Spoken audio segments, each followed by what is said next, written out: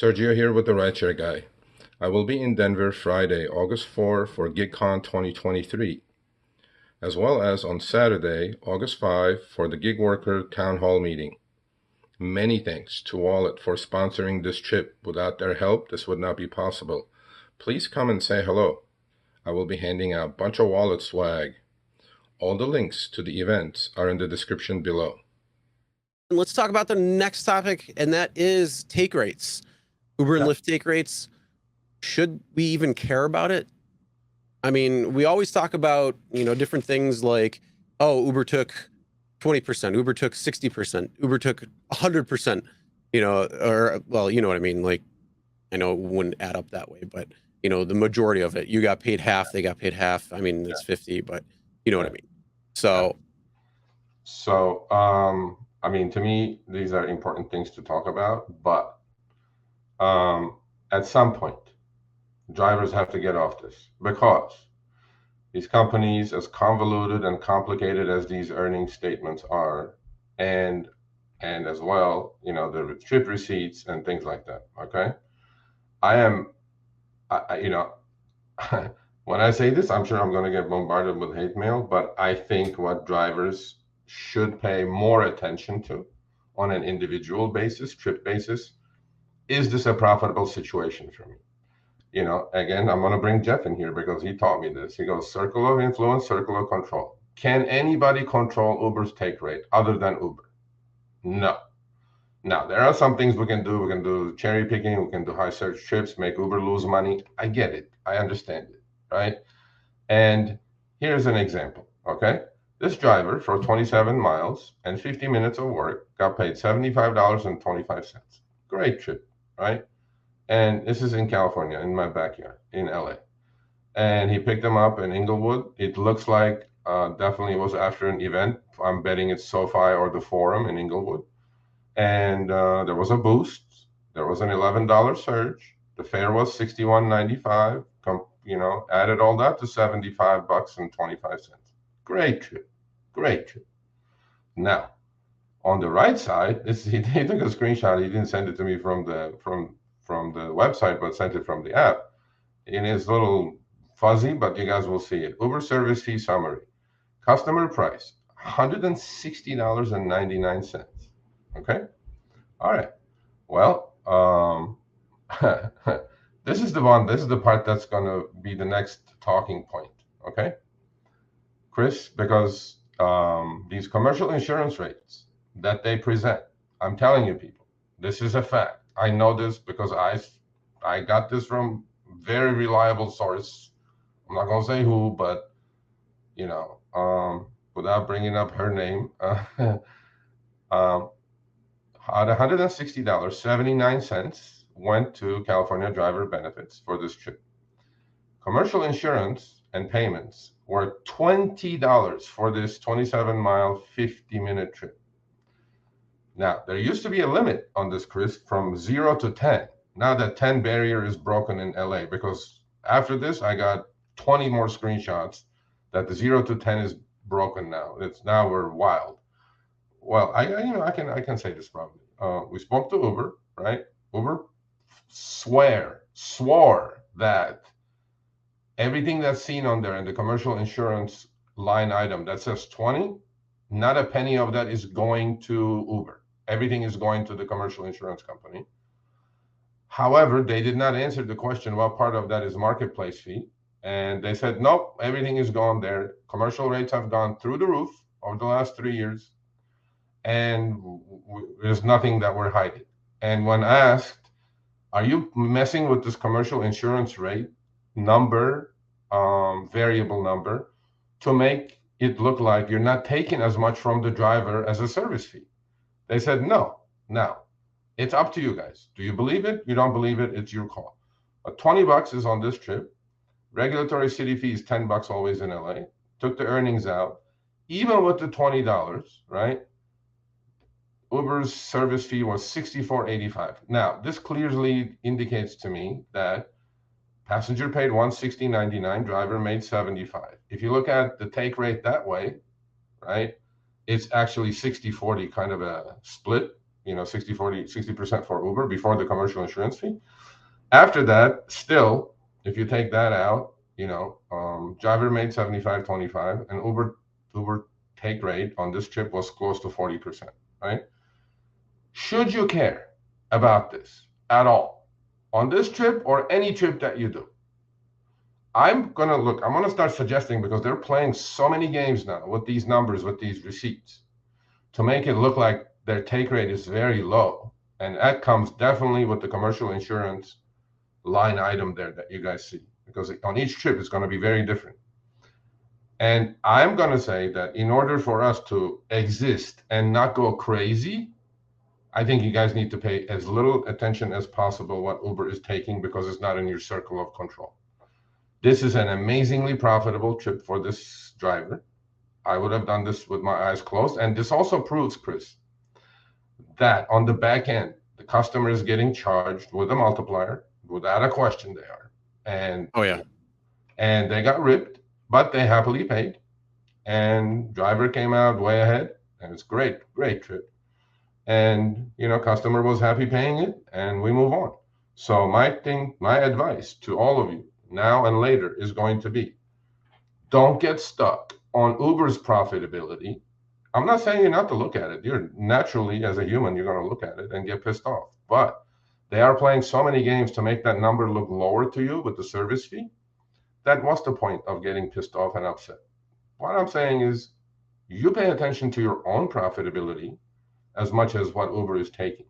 Now, some of you may take this the wrong way, but I think that's the way to go forward and keep your sanity. So if you want to keep looking at it and get more pissed off, well, you're more than welcome to look at each trip, or once a week, go to your summary, look at all those fees that they're tacking on to make the take rate look low.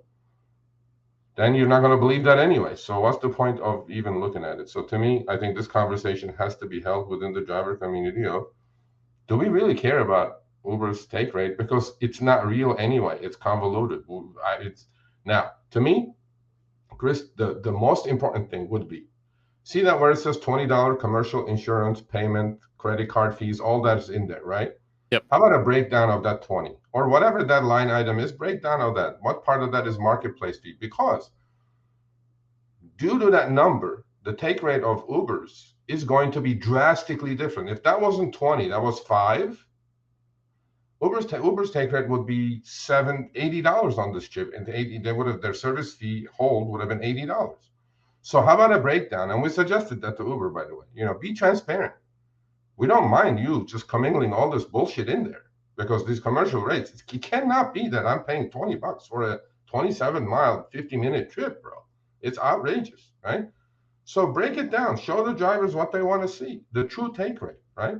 But at this point, they're not going to do it. So my advice as a veteran driver, and to you all, is please stop looking at this. Please stop getting pissed off, because I hear it all the time. Oh, Uber took 70, Uber took 80.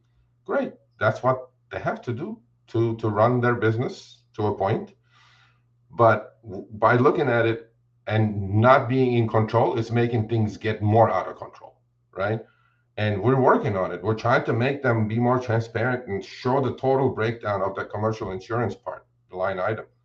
And if they come with it, they're going to come with it. And we're working on it. Trust me. We talked to these people last Thursday, and they swore, saying that, no, all of that commercial insurance is going to the insurance company. I'm not buying it. I said, I'm not buying it. Look at these screenshots. I'm not buying it.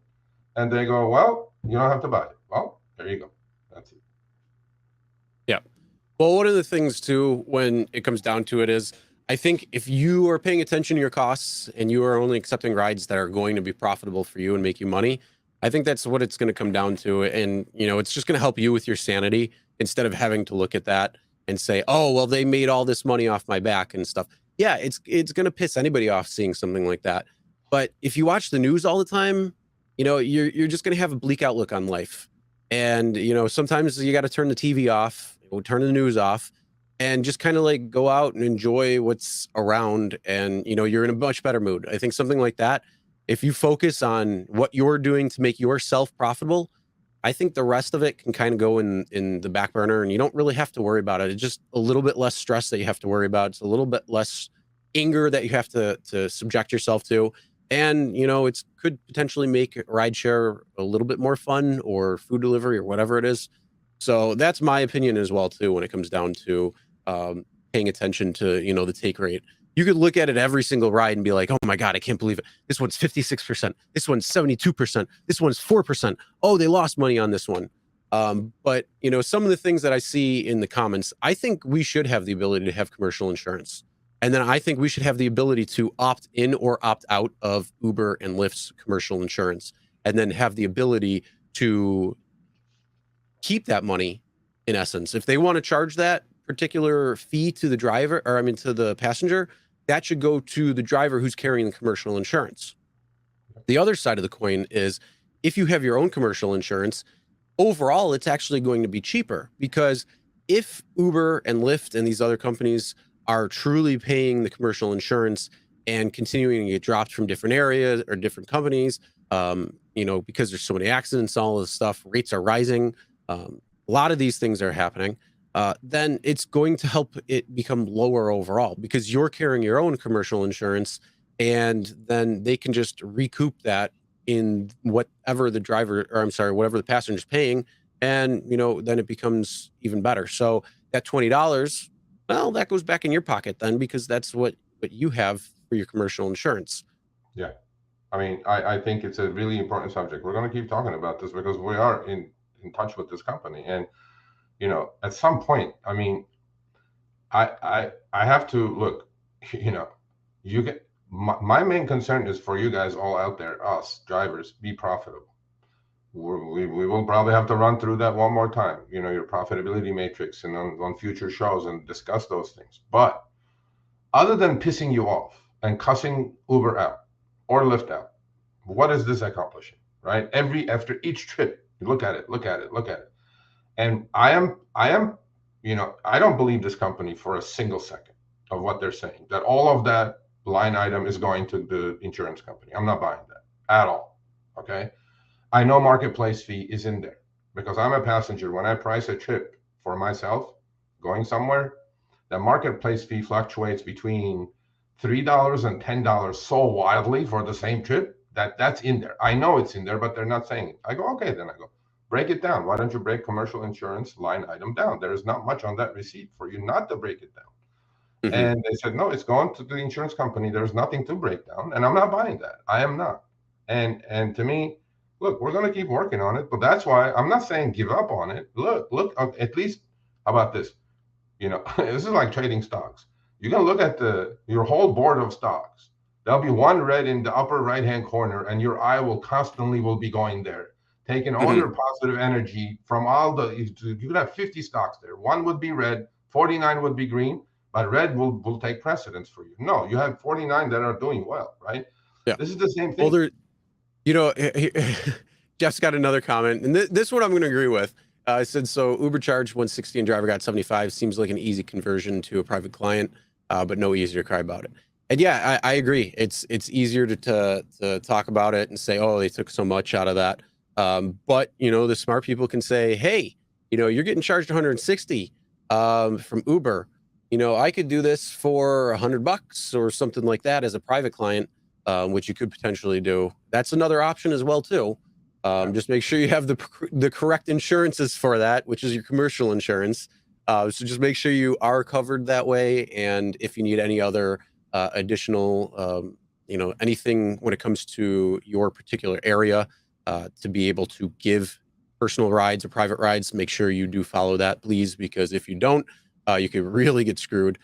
So just make sure you know all of the laws that pertain to private rides when it comes down to it. Yeah. So yeah, I got to agree with that. And then going back to what you said, you know, it reminds me of this one story. There was a teacher who wrote, you know, 10 lines and said 1 + 9, or I think it was like 1 × 9, 2 × 9, 3 × 9, and went all the way down. And then the last one was like 9 × 9. Instead of putting 81, they put like 9 or something. So it was 9 were right and 1 was wrong. And the class was like laughing because the teacher made a mistake. It's like, well, you're laughing at 1 mistake, but 9 were right. So it's kind of the same exact thing what you Yeah. were mentioning, just in different Yeah, I mean, context. it takes so much energy to just, get yourself sucked into the, vortex of Uber take rate. I mean, look, you cannot control it. They're gonna try to be profitable. They're gonna do what they're gonna do. So Renee Wolf, Sergio at the RideShareGuy.com. My email. We can discuss it off the why you don't agree with me. So this is a sample statement. Okay. This is all of us gets this every Monday, and you get the email saying, "Here's your weekly statement. Take a look at it." Okay, I'll just look at it. And I'm like, okay.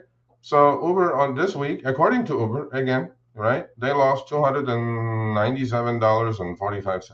Okay, because of whatever reason you guys want to put there. Okay, and to me, yes, if they are definitely effing around with the commercial insurance line item, they're definitely squeezing marketplace fee in there. I cannot prove it.